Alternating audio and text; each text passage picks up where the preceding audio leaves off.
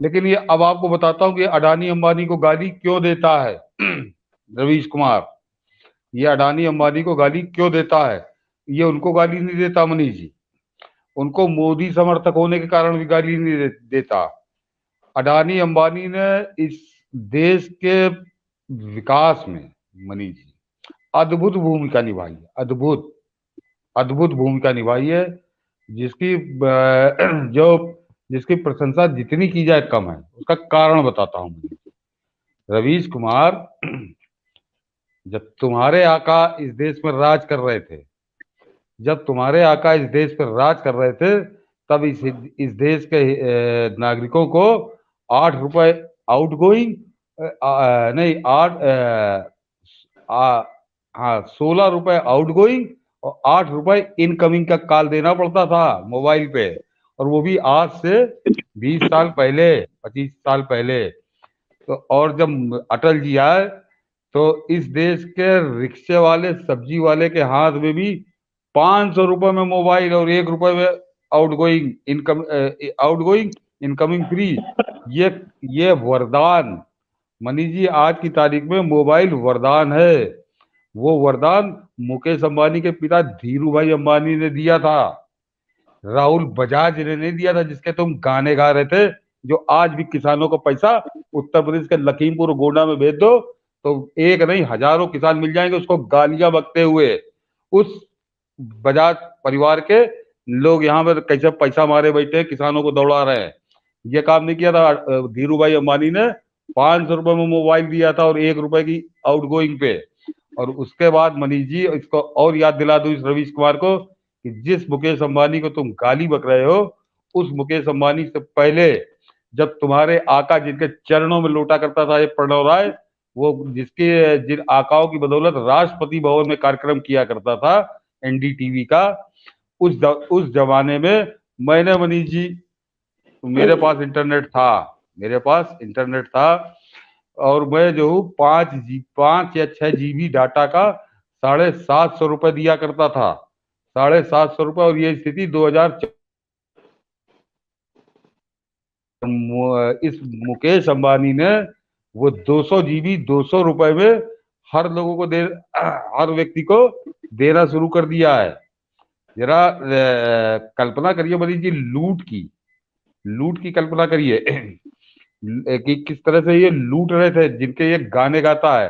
तो पहले तो मैंने कहा कि हर आदमी के हाथ में मोबाइल और हर आदमी के हाथ में डाटा, ये अगर इस देश में किसी की देन है, तो वो सिर्फ सिर्फ और सिर्फ मुकेश अंबानी की देन है, और किसी की देन नहीं। और इसके लिए मनीष जी और जरा क्लियर कर दूं, और जरा दर्शक इसको और क्लियर स्पष्टता से समझ लें, कि एक और कंपनी थी जो अब मुकेश अंबानी की वजह से उसी रेट में डाटा दे रही है, लेकिन मुकेश अंबानी के आने से पहले वो भी उसी तरह से हजारों रुपए वसूल रही थी डाटा के नाम पे।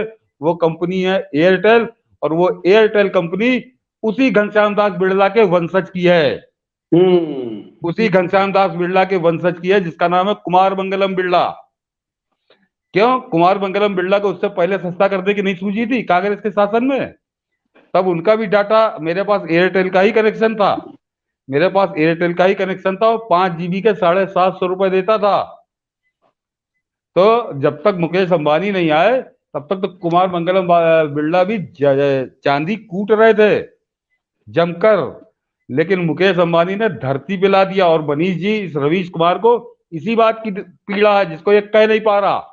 ये उन उद्योगपतियों का दलाल है जो 5 GB के 700 रुपए लेते थे इस देश के नागरिकों से, लूट रहे थे इस देश के नागरिकों को। मुकेश अंबानी ने उस लूट को खत्म कर दिया, मिट्टी में मिला दिया। क्योंकि मुकेश अंबानी के अगर बराबर ये रेट ना करते, तो ये भीख मांगने लगते, इनका गायब हो जाते इस मार्केट से। तो मुकेश अंबानी ने मजबूर कर दिया इन लोगों को। और आज की तारीख में एक सब्जी वाला भी इंटरनेट इस्तेमाल करता है।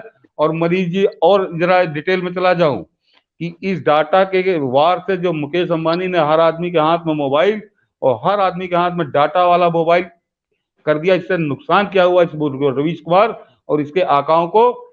Digital transaction Manish ji, digital transaction, ये बहुत बड़ा जो है, लाखों करोड़ रुपए में ये हो रहा है।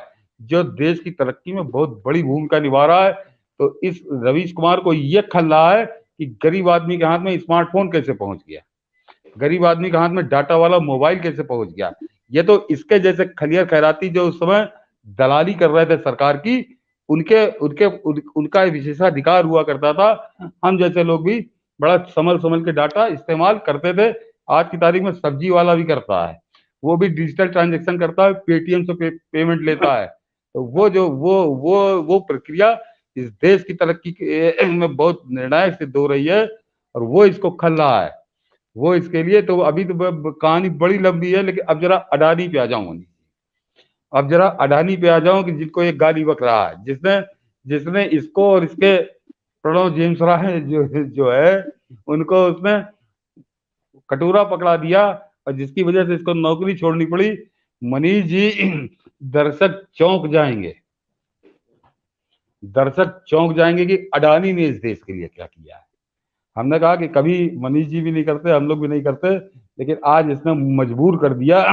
तो अब इसको जवाब देना बहुत जरूरी है। मनीष जी ये बताओ आपको कि 2014 तक 2014 तक इस देश में जो पोर्ट थे उनका ऑपरेटिंग मार्जिन 23% था, 23%, 23%। और वो 2019 में अभी मैं निकाल नहीं पाया हूं, तो 2019 में वो ऑपरेटिंग मार्जिन बढ़कर हो गया था 44%। और वो जो उस परसेंटेज का जरा आप अंतर समझ लीजिए कि उसने क्या कायाकल्प किया है और कैसी लूट हो रही थी 2014 तक। जो ये आज इसने कहा अपने उसमें नाम ले, मैंने कहा नाम लेने की औकात नहीं है, मैंने तो नाम लेके कहा है। और रवीश कुमार तुमको चैलेंज है कि मेरी बात काटो, मेरी बात का औकात है तो काटो, मैं तो नाम लेके कह रहा हूँ, मुंह छुपाओगे। लेकिन मनीष जी अब बताता हूँ कि अरे कि सेठ जो है पोर्ट बंदरगाह खरीद रहा है, सेठ बंदरगाह बना रहा है। अरे सेठ बंदरगाह बना रहा है, इस देश की किस्मत चमक रही है। मनीष जी दर्शक सुनेंगे चौंक जाएंगे कि बंदरगाहों से होने वाली आय, बंदरगाहों से 2014 तक इस देश को आय होती थी 100.85 अरब 85 अरब रुपए की। समझिए कि 100.85 अरब रुपए की आय होती थी बंदरगाहों से। और मनीष जी 2021 का आंकड़ा मालूम क्या है? दर्शकों ने कहा कि चौक ये अडानी को इसीलिए गाली दे रहा है। अब देश को उन्हीं बंदरगाहों से जो आय हो रही है वो मनीष जी 1486 अरब की हो रही है, 1486 अरब रुपए की। तो ये 15 गुना बढ़ा है, 15 गुना आय बढ़ी है। ये मनीष जी आय क्यों बढ़ी है?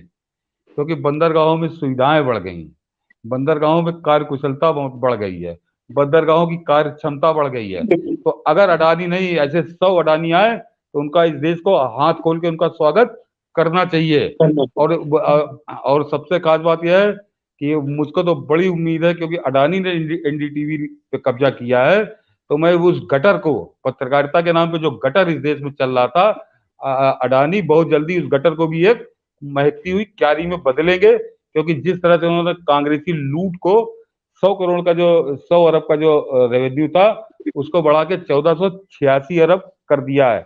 यह पैसा मनीष जी देश की जेब में जा रहा है, ये पैसा देश की जेब में जा रहा है। तो जिन उद्योगपतियों को तुम गाली दे रहे थे उनकी छोटी सी झलक हम लोगों ने बता दी, और जिनकी तुम दलाली कर रहे थे उनके भी कुकर्म हमने गिना दिए मनीष जी।